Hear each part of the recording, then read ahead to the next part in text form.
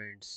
हम में से अधिकतर लोग ये सोचते हैं कि अगर हम प्रॉपर्टीज़ इकट्ठी कर लें, यानी मकान, खेती या रेंटल प्रॉपर्टी कहीं से फ्लैट्स वगैरह कुछ भी खरीद लें, तो ये काफ़ी होता है रिटायरमेंट में निवेश करने के रिटायरमेंट के लिए, यानी कि रियल एस्टेट में निवेश करके रिटायर हो सकते हैं।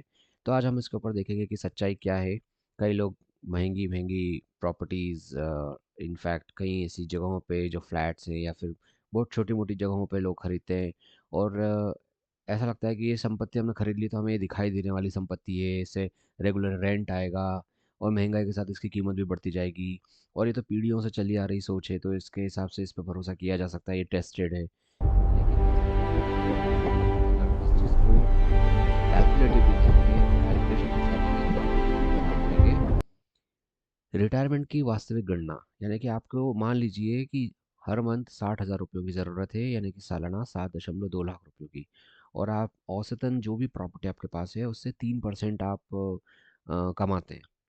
तो 7.2 लाख रुपए हर साल आपको कमाने के लिए 2.4 करोड़ रुपयों की जो प्रॉपर्टी है उस पे 3% का आपको यील्ड मिलेगा, यानी कि पैसा मिलेगा। ऐसा माना जाता है कि 3% जो भी आपने प्रॉपर्टी की कीमत है आपकी, उसका 3% आपको रेंट मिलता है। तो 2.4 करोड़ पे 3% 7.2 लाख रुपये हो रहा है। और ये आपको एक कैलकुलेशन मन में रखना पड़ेगा। तो ये कैलकुलेशन आपको बड़ा सिंपल है कि सिर्फ 3% आप किसी भी प्रॉपर्टी का निकाल लीजिए।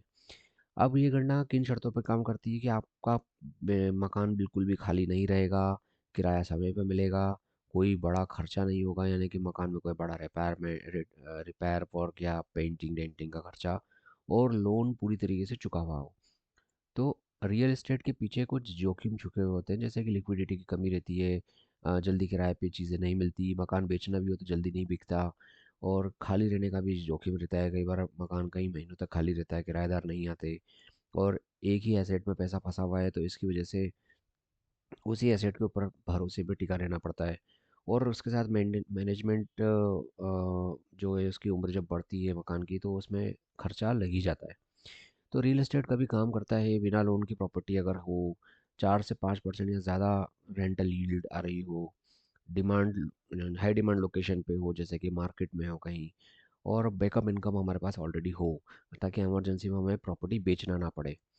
तो रियल एस्टेट ही क्यों खतरनाक है? सिर्फ रियल एस्टेट ही रखते हैं तो रियल एस्टेट खतरनाक नहीं है, लेकिन अगर अकेले रियल एस्टेट रखा है आपने रिटायरमेंट प्लानिंग के लिए तो वो खतरनाक है। कैसे? कि कैश फ्लो अनियमित हो सकता है, यानी कि आपके पास पैसा आ भी सकता है, नहीं भी आ सकता। प्रॉपर्टी के आप जब बेचने जाओ तो आपको हो सकता है कि कॉम्प्रोमाइज़ करना पड़े इस प्राइस पे। मेडिकल इमरजेंसी के समय कई लोगों को मकान ज़मीन बेचना पड़ती है।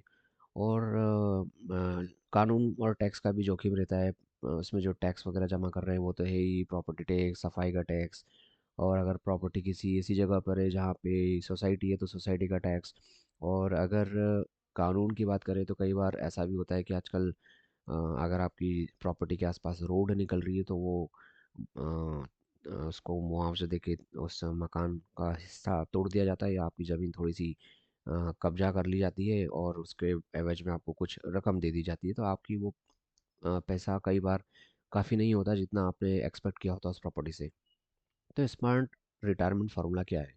रियल एस्टेट में 30 से 40% ही पैसा लगाएं, बाकी पैसा इक्विटी ग्रोथ के लिए छोड़ दें।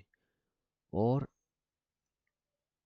आप यूँ समझ के चलिए कि कुछ पैसा आप अपने सुरक्षा के लिए डेब्ट इक्विटी में भी रख सकते हैं, ताकि कभी अगर इक्विटी में कुछ गड़बड़ होती है तो आपके पास डेब्ट में सुरक्षा के लिए थोड़ा बहुत पैसा रहे।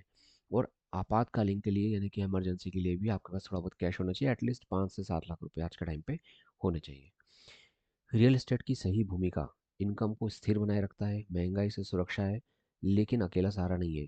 और ऐसा माना जाता है कि अभी जितना अर्बनाइजेशन होना था इस पूरे इंडिया में, उस हिसाब से अर्बनाइजेशन हो चुका है, यानी जितनी पॉपुलेशन है उनके हिसाब से उतने मकान, उतने फ्लैट्स ऑलमोस्ट अवेलेबल है। हो सकता है अगले 10 सालों में, 15 सालों में थोड़ा बहुत रेट जो इस रफ्तार से बढ़ रहे थे उसी रफ्तार से बढ़ते हुए दिखें, लेकिन धीरे धीरे इनमें कमी आएगी और आगे जाके हो सकता है कि प्रॉपर्टी आपको ज़्यादा अच्छी इनकम या ज़्यादा अच्छा एसेट बना कर ना दे। तो निष्कर्ष यही है, रिटायरमेंट संपत्ति का नहीं, शांति और लचीलापन का खेल है। यानी कि आपको प्रॉपर्टी में इन्वेस्ट कर दिया यही सोच के, ये मत सोचिए कि अब हम रिटायर हो सकते हैं। ये एक रिस्की बेट भी हो सकता है। इसलिए दूसरे और भी इन्वेस्टमेंट प्लान्स को कंसिडर कीजिए।